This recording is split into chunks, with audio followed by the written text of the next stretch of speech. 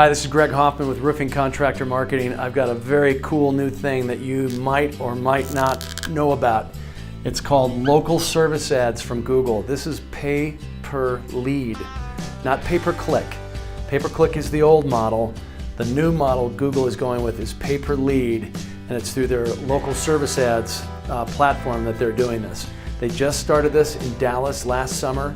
They've now released it to most of the country. It's not available in every market yet, but it's in a lot of the bigger markets.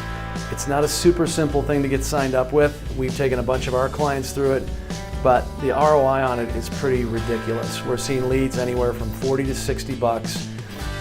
You can't beat that, you know that. If you're a contractor, you know an average lead can cost you anywhere from 2 to 500 bucks, which is where it's going to be next year by the time everyone figures out how to do this.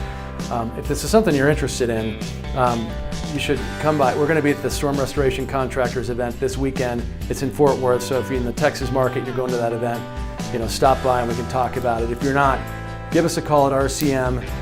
We'd love to talk to you about it and see how we can help you out. Thanks.